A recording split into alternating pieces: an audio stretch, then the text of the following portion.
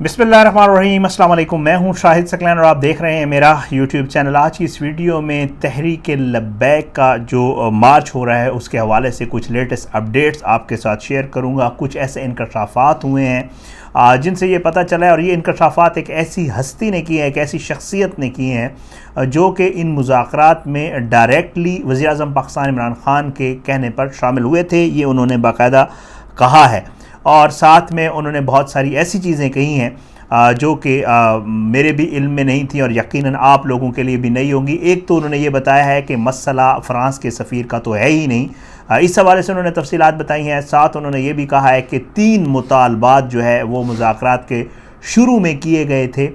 वो क्या मुतालबात थे आज की इस वीडियो में वो भी आपके साथ शेयर करूँगा। साथ में ये आपको बताऊँगा कि ये जो मार्च है इसको बाकायदा मुताबिक उनके रोका जा सकता था, और उसके लिए 19 के करीब टेलीफोन कॉल्स का भी उन्होंने जिक्र किया कि वो भी की गई, लेकिन जो है ये मार्च फिर शुरू हो गया। और अब जो सिचुएशन है वो आप सबको पता है कि ये मार्च रवां दवा है, गुजरांवाला के करीब है, और जो है मुज़ाकरात के अदवार हो रहे हैं। इसमें साद रिजवी के हवाले से ख़बर थी, जो खादिम रिजवी के बेटे हैं, कि उनको इस्लामाबाद लाया गया। फिर कहा गया कि जी 300 के करीब जो है बंदों की रिहाई के हवाले से भी उन्होंने भी इस हवाले से बात की। ये सारी तफसीलात आपके सामने आज की इस वीडियो में रखूँगा। ये लेटेस्ट अपडेट होंगे और ये बातें उन्होंने ऑन रिकॉर्ड कही हैं, जो मैं उनकी ही बातें जो है वो सारी आपको रिपीट करके बताऊँगा। इसमें जो सारा मामला है ये उनके ही मुँह से कहा गया और उन्होंने बाकायदा इसको ऑन रिकॉर्ड कहा है।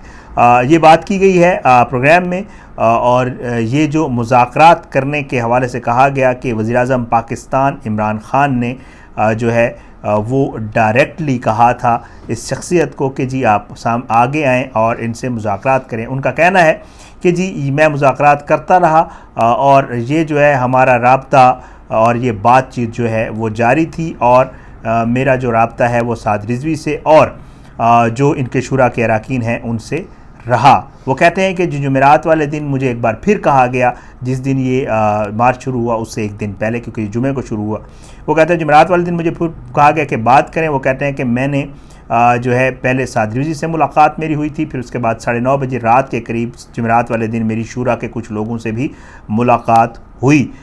उनसे जब मेरी बात हुई, वो कहते हैं, तो उन्होंने कहा कि फ़्रांस के सफ़ीर का तो कोई मसला नहीं है, हमारे मुतालबात में फ़्रांस के सफ़ीर वाला मामला है ही नहीं, क्योंकि तहरीक लब्बैक के लोग ये समझते हैं कि साद रिजवी का भी वो कहते हैं ये मौक़िफ़ है कि उनके वालिद खादिम रिजवी जो हैं वो इस मामले के ऊपर मुआहदा करके गए थे, और ये था कि जी हुकूमत इस मामले को पार्लियामेंट में लेकर आएगी और पार्लियामेंट के ज़रिए इसको हल करवाया जाएगा। तो तहरीक लब्बैक के लोग उनके मुताबिक ये समझते हैं कि ये मामला तो अब हुकूमत और फ्रांस का है, और इस पे वो ये समझते हैं कि हुकूमत जो है वो आगे मुस्तकबिल में इसके ऊपर जो है वो अमल करेगी। अब जो मुआहदा है वो कहते हैं कि उसके हवाले से वो बात नहीं कर रहे थे। उन्होंने 3 मुतालबात सामने रखे थे। ये 3 मुतालबात मैं आपको बता देता हूँ। वो कहते हैं कि मुज़ाकरात में पहला मुतालबा साद रिजवी और दूसरे कैदियों की रिहाई और शेड्यूल 4 ख़त्म करने का था। दूसरा मुतालबा हमारे ख़िलाफ़ कलअदम तंजीब की पाबंदी ख़त्म की जाए, कलअदम तंजीब के इससे निकाला जाए हमें। और तीसरा मुतालबा जो था वो है केसेस जो हैं लोगों के ख़िलाफ़ वो ख़त्म कर दिए जाएं। उन्होंने कहा कि जी अब मैंने तहरीक लब्बैक के लोगों से कहा कि आपके 2 मुतालबात तो चलो ठीक है, मैं उनके ऊपर हवाले से बात कर लेता हूं, लेकिन तीसरा मामला क्योंकि केसेस वाला है और केसेस अदालतों में चलते हैं और अदालत का एक प्रोसीजर होता है, तो इस वजह से ये थोड़ा लंबा चलेगा। वो कहते हैं कि ये सारा मामला मैं वहाँ से रवाना हुआ, एजाज़ चौधरी साहब जो हैं तहरीक इंसाफ के, उनके पास आया। तहरीक इंसाफ का जलसा हो रहा था। एजाज़ चौधरी साहब मेरे साथ निकल कर गाड़ी में बैठे और मेरे सामने उन्होंने दोनों मुतालबात जो है वो इमरान ख़ान साहब को बज़रिया मैसेज भेजे। हम इंतज़ार करते रहे क्योंकि रात का लेट का वक्त था, इसलिए उनका कोई जवाब ना आया। तो एजाज़ चौधरी साहब ने कहा कि रात का वक्त है तो कल सुबह इमरान ख़ान साहब भी लाहौर आ रहे हैं, तो बेहतर होगा कि वो यहाँ आएँ तो बातचीत उनसे हो जाएगी। वो कहते हैं कि ख़ान साहब लाहौर आए और उसके बाद मीटिंग्स का एक सिलसिला शुरू हुआ ख़ान साहब का, और जो है उसके बाद टीएलपी जो है उन्होंने कहना शुरू कर दिया कि जी हमने जुम्मे के बाद मार्च निकालना है, आप पीएम साहब से कहें या सीएम से कहें कि वो एक कमेटी अनाउंस कर दें, जो ही ये कमेटी अनाउंस होगी तो हम मार्च पोस्टपोन कर देंगे। वो कहते हैं 19 के करीब मुझे टीएलपी के लोगों की कॉलें आई, लेकिन 1 बजे करीब वो कहते हैं मुझे आखिरी कॉल आई, और इसमें जो है उन्होंने कहा कि अगर कमेटी जो है वो अनाउंस नहीं होती तो फिर हम जुम्मा पढ़ने जा रहे हैं, उसके बाद खुदा हाफिज़ होगा। उन्होंने कहा उसके बाद उन्होंने मुझे खुदा हाफिज़ कह दिया और वो उनके मुताबिक ये ओरिया मकबूल जान साहब की मैं बात कर रहा हूँ, उन्होंने नदी मलिक साहब के प्रोग्राम में ये सारी बातें की हैं, आप वो ऑन द रिकॉर्ड देख सकते हैं। उन्होंने कहा कि जी जो है ये मामला जो है ख़त्म हो रहा था बड़ी आसानी से, लेकिन अनफॉर्चुनेटली वज़ीर-ए-आज़म साहब के इल्म में लाए बग़ैर या हुकूमत के इल्म में लाए बग़ैर चंद ब्यूरोक्रेट्स ने जो है अपने जो है वो रीट ऑफ द स्टेट की बात करके जो है इस मामले को बढ़ावा दिया है। और ये मकबूल जान साहब ये कहते हैं कि वो उन्होंने इमरान खान साहब को कहा कि लाहौर से बाहर इनको नहीं निकलने देंगे, लेकिन जब ये लोग शादरा इन्होंने क्रॉस किया तो जो है उनको हाथ पैर की पड़ गई। और फिर वो कहते हैं कि मामला इस हद तक आगे चला गया कि साद रिजवी को इस्लामाबाद लाना पड़ा। उन्होंने नदी मलिक के प्रोग्राम में बाकायदा इस बात का जो है कहा है उन्होंने कि जी वाकई साद रिजवी को गुज़श्ता रोज़ यानी कल का दिन जो था बुध का दिन हुआ, आज जुमेरात है, तो कहते हैं कि जी उनको इस्लामाबाद रात 8:30 बजे के करीब जो है वो लाया गया, ये भी उन्होंने कहा। फिर उन्होंने कहा कि 300 के करीब बंदे भी रिहा किए गए और वो कहते हैं कि अगर ये सारे मामला पहले ही डील कर लिए जाते तो ज़्यादा ये मामला ना बढ़ता।